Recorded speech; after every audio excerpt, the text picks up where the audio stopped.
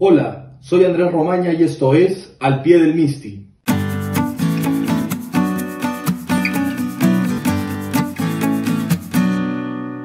A casi 2 meses de la cuarentena, las medidas que tomó el Ejecutivo no han tenido los resultados que se esperaba. Aquello no significa que al comienzo la cuarentena haya estado mal, porque definitivamente sin ella el sistema de salud habría colapsado de inmediato y hoy tendríamos muchísimos más muertos infectados de los que tenemos.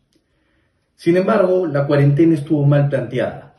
El gobierno pensó que simplemente aplicando la cuarentena se iba a poder controlar el avance del coronavirus, pero aquello no ha sido así. Primero porque en el país más del 70% es informal. Eso significa que muchos no pueden darse el lujo de quedarse en su casa sin trabajar porque si no morirán de hambre. Además, en nuestro país, entre 7 y 8 millones de habitantes no tienen agua potable en sus casas. Entonces, ¿cómo se le puede pedir a la población quedarse en sus casas cuando casi 1/3 ni siquiera tiene agua potable? Por otro lado, a diferencia de países como Singapur o Taiwán, que han sido tomados como ejemplo por su eficiente control del coronavirus, no se han hecho seguimiento a los casos para determinar los focos de contagio.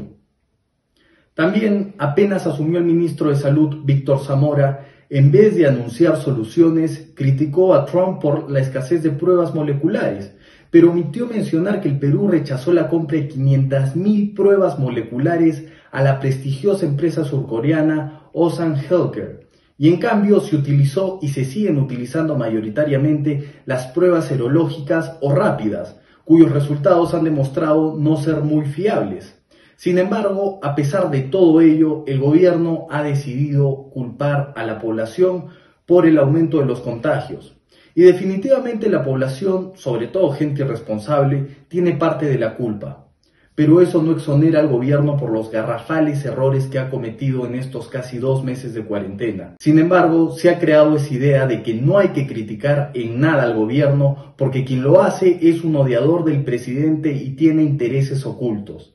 Pero lo cierto es que quienes opinan eso no están considerando que un gobierno sin fiscalización es un gobierno que tiene cheque en blanco para hacer lo que se le da la gana. Y cada error que cometa lo terminarán pagando los contribuyentes. Por eso fiscalizar no se trata simplemente de criticar por criticar, como lo han venido haciendo sectores populistas como el Fujimorismo o Podemos Perú, sino de alertar sobre malos manejos e instar a que se vire el timón antes de que sea demasiado tarde. Porque si se hiciera caso a esos que dicen que no hay que criticar para nada al gobierno, probablemente ahora no se conocerían los escándalos de corrupción en el Ministerio del Interior, las compras sobrevaloradas de mascarillas que hicieron el Ministerio de Salud, el Ejército y la Marina, así como tampoco el rechazo del Instituto Nacional de Salud de comprar 500.000 pruebas moleculares. Entonces, así como no se trata de criticar por criticar, tampoco se trata de aplaudir por aplaudir, porque se debe de reconocer los aciertos y el esfuerzo que está haciendo el gobierno, pero también alertar sobre los graves errores que se están cometiendo y que la Contraloría deberá de investigar. Pero ahora que estamos a puertas de que se reabra la economía, depende más de los propios ciudadanos que del Estado. La mayoría de países que afrontaron bien el coronavirus fue porque se priorizó el distanciamiento social. Esto quiere decir que cuando salgamos a las calles debemos de mantener como mínimo los 2 metros de distancia entre persona y persona. Pero además se debe de salir con mascarillas y guantes y al regresar a sus casas desinfectarse bien antes de ingresar.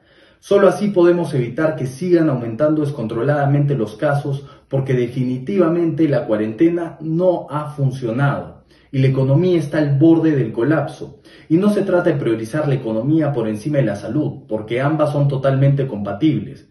En cambio, si no se priorizan ambas, muchos peruanos tendrán que decidir entre morir de hambre o de coronavirus. Entonces, el gobierno y sobre todo el Ministerio de Salud, en vez de gastar dinero en videos ridículos que cuestan una millonada, deberían emprender una campaña de concientización sobre las medidas que deben de tomar los ciudadanos en las calles. Y la principal es distanciamiento social de 2 metros como mínimo entre persona y persona. Pero eso no está sucediendo porque con el toque de queda los comercios tienen menos tiempo para atender, por lo que los consumidores se aglomeran y no respetan los 2 metros.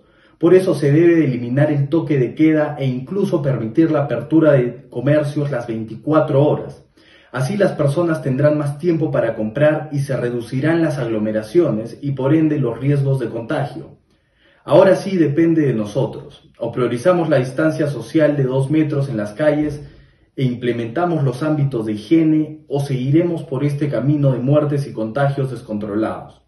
Está en nuestras manos. Eso fue todo por hoy y no se pierdan la próxima semana Al Pie del Misti.